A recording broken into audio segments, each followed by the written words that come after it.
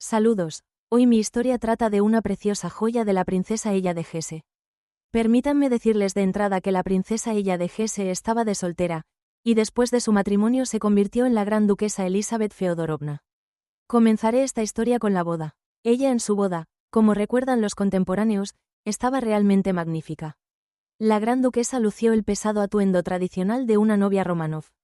También complementó su imagen nupcial con las tradicionales joyas de novia. Al día siguiente, Isabel Feodorovna y Sergei Alexandrovich comenzaron a realizar visitas de cortesía a los familiares de los Romanov. María de Rumanía escribe que ella estaba de nuevo resplandeciente con su vestido rosa y luciendo muchas joyas regaladas el día anterior. La propia princesa Ella, al igual que su hermana Alexandra Feodorovna, procedía de una familia muy noble y antigua, pero no demasiado rica. El ducado de Hesse, aunque desde aquí en la casa de los Romanov se suministraban novias constantemente, no desempeñaba en aquella época un papel importante en la política mundial. El padre de ella y Alix, duque Ludwig, se casó con su madre, Alicia de Gran Bretaña, de hecho, por casualidad. El duque tuvo mucha suerte. Cuando Alicia creció, no había pretendientes adecuados para ella en Europa.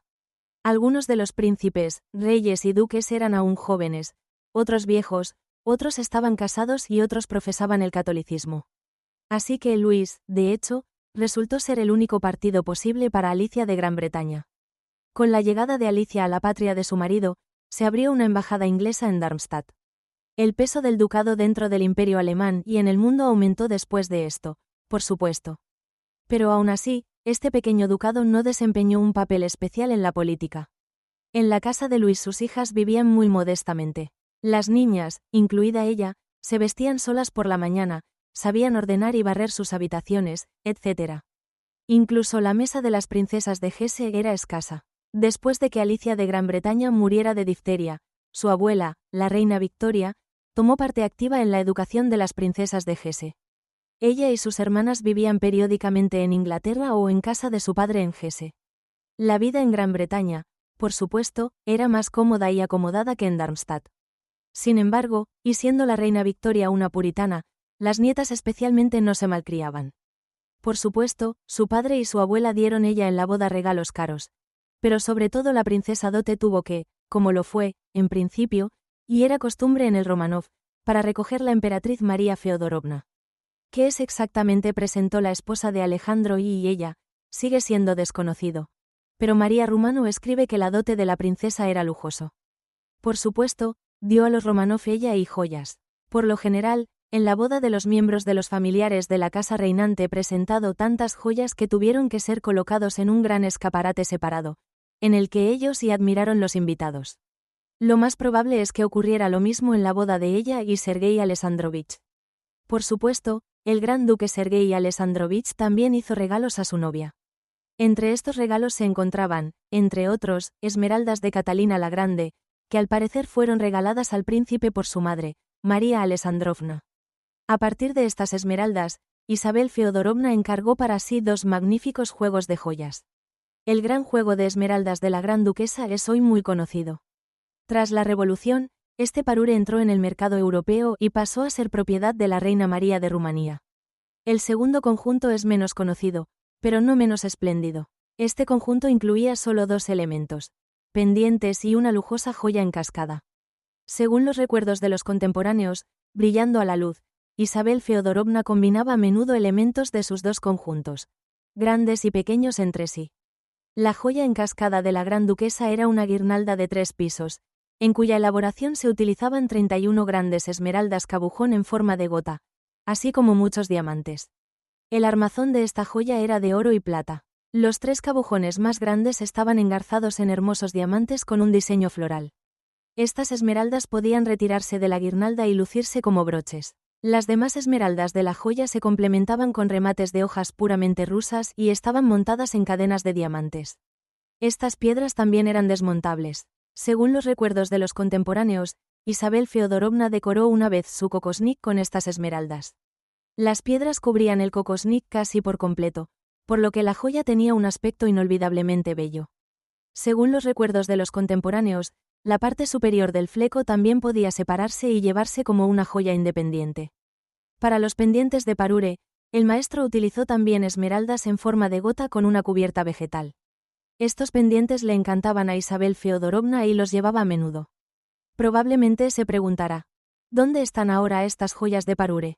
Por desgracia, estas joyas no se encuentran en Rusia, pero se sabe con seguridad que se vendían mucho antes de la revolución. Y había una razón para ello. El marido de Isabel, el gran duque Sergei Alessandrovich, era el gobernador general de Moscú. Por desgracia, no era considerado un hombre muy popular entre sus súbditos. Los moscovitas y los rusos no podían perdonar a Sergei Alessandrovich Kodinka, una tragedia ocurrida en la vieja capital durante la coronación de Nicolás I. En 1905, el gran duque fue asesinado por terroristas. La muerte de su amado esposo fue una verdadera tragedia para Isabel Feodorovna. La gran duquesa, que hasta entonces había sido una mujer muy religiosa, decidió distanciarse del mundo para siempre. Isabel Feodorovna hizo realidad, al parecer, un sueño que tenía desde hacía mucho tiempo. Fundó en Moscú el monasterio Marfo-Marinsky. La princesa empleó dinero personal en la fundación del convento. Tras la muerte de su marido, Isabel Feodorovna volvió a las joyas de la corona de los Romanov. En parte regaló sus tesoros personales y en parte los vendió. El dinero de la venta de estas joyas se utilizó para fundar el monasterio. Y ahora llegamos a la parte más interesante. Las famosas joyas de puño con esmeraldas formaban parte de la colección que Isabel decidió vender. En Rusia, sin embargo, la gran duquesa no buscó comprador para su tesoro. Guirnalda era un producto muy visible y es poco probable que alguien en el Imperio ruso, aun teniendo dinero, se atreviera a comprarse algo que una vez perteneció a uno de los Romanov. Lo más probable es que muchos consideraran que llevar una joya así era una falta de respeto a la familia reinante. Por ello, en 1905 Isabel Feodorovna decidió vender en el extranjero su fleco de esmeraldas. El comprador del lujoso producto no fue cualquiera, sino el sultán Abdul Hamid. Este sultán fue el último monarca absoluto del Imperio Otomano. Abdul Hamid tenía muchas concubinas viviendo en su palacio, y al menos 16 esposas y aproximadamente el mismo número de favoritas. Al parecer, a una de estas damas le regaló las joyas de la gran duquesa. Para el gusto oriental de las esposas de Abdul Hamid, lo más probable es que los flecos encajaran a la perfección. Unas joyas tan caras como los flecos, el sultán, por supuesto, lo más probable es que se las regalara a su esposa, y no a su concubina. Pero no se sabe exactamente qué esposa recibió este regalo. Con toda probabilidad, fue la esposa más joven y favorita del sultán, Salija. Fue en 1905, cuando Elisabeta Feodorovna empezó a vender sus joyas, cuando Salija dio a luz a Mehmed, el hijo del sultán. Se sabe que los hijos de Salija, Mehmed y su hermana Samille, fueron los últimos hijos de Abdul Hamid. Sus nacimientos se celebraron con gran esplendor en todo el Imperio Otomano. Salija era mucho más joven que el sultán.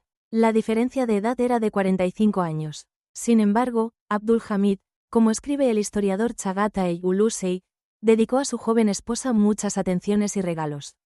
Salija, a su vez, también quería y respetaba a su marido. Pero desde 1908 el Imperio Otomano empezó a sacudirse con disturbios y conspiraciones y pronto el sultán fue depuesto. Tras la deposición, la fiel Salija se negó rotundamente a abandonar a su marido y vivió con él bajo arresto hasta 1912. Tras la muerte de su marido en 1918, Salija estaba tan inconsolable que murió de pena en su mansión. No se sabe si la joya Elisabeth Feodorovna perteneció a Salija o a alguna otra esposa del sultán, pero en 1911 Abdul Hamid ofreció la joya en una de las prestigiosas subastas europeas. Dinero en ese momento depuesto Abdul Hamid, al parecer, era muy necesario. Y aquí es quien se convirtió en el comprador de la lujosa barroma Elisabeth Feodorovna por segunda vez. Por desgracia, como suele ocurrir en las subastas, seguía siendo desconocido. Más en el mercado o en cualquier otro lugar esta joyería nunca ha aparecido. Tal vez el barroma esté ahora guardado en alguna colección privada, o tal vez fue desmontado hace tiempo para convertirlo en otra joya más moderna. Gracias por visitarnos.